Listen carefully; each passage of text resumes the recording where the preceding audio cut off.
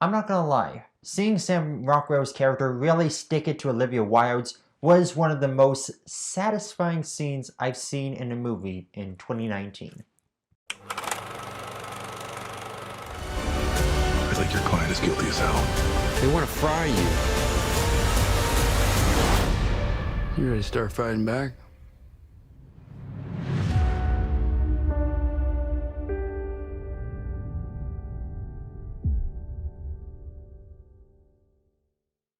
Hello there everybody, it's me the Canadian Movie Buff with a review of Richard Jewell. Richard Jewell is about the titular security guard who found a bomb at the Olympic Games and got everybody evacuated before it went off. He saved countless lives. So many more people could have been dead or injured if it weren't for his actions. However, after one journalist decides to leak that he is the prime suspect in the investigation, his whole life becomes a frenzy of media spectacle, confrontational FBI agents, and erosion of trust. Clint Eastwood knows how to take these personal stories about people and make them seem larger than life and epic. The trailer makes it out to be quite the thriller, but what actually happens is a deeply emotional, if not rather simplistic take on the events that happened. The interesting thing about this script is that it was penned by Billy Ray, who had writing credits on The Hunger Games and Captain Phillips, the latter of which he was nominated for an Oscar. However, he also had writing credits for Gemini Man and Terminator Dark Fate. Why is this surprising? Because I would have never guessed that the writer of two of the most forgettable action movies of 2019 would also be the writer for one of the most deeply emotional stories of the year. Walter Hauser is phenomenal as Richard Jewell. His career has mostly been comprised of supporting roles, and I think this is truly a breakout role for him. He embodies a truly profound humanity within Richard. This is a guy whose only ulterior motive is that he wants to do the right thing. There's no sense of him having a dark secret or something that he's hiding. You truly feel that this is a good guy who only wants to do the best that he can. He wants to really help people. He is a truly altruistic character, and yet he is an actual person. He doesn't question authority that much. When the FBI ask him to do the phone call and repeat the phrase, even though it's clear that they're trying to entrap and possibly incriminate him, he doesn't really pick up on that. He thinks that if he does what he's told, that if he cooperates, he'll be let go. And that's what makes it a bit difficult, because this is a pure soul, a pure gem of a human being who's just been through the ringer. His only motivation was, there's a bomb here, let's get everybody out of here before it goes off. Seeing him being abused by the press and by the FBI, you really feel for this guy. Richard Jewell is an innocent man. He's a hero. You set that bomb!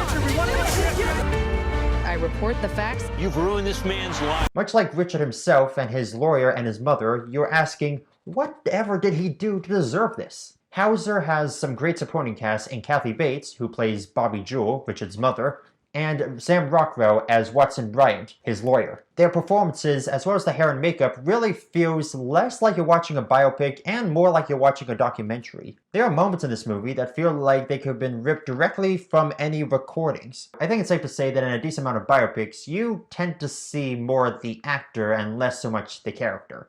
But this is definitely a case where the three main actors are made to look as close to the real-life people as possible. And this authenticity is what really helps the movie capture the stress, the fear, the heartbreak, and the triumph of being hounded by the press. Like I said, feels less like a movie and more like a documentary. It feels like you are put in the room with these people as the events are happening. And that is what makes this movie so incredibly special. Olivia Wilde plays real-life journalist Kathy Scruggs, and wow, they made her despicable. I get that a biopic needs an antagonist, but here she feels almost like a Saturday morning cartoon.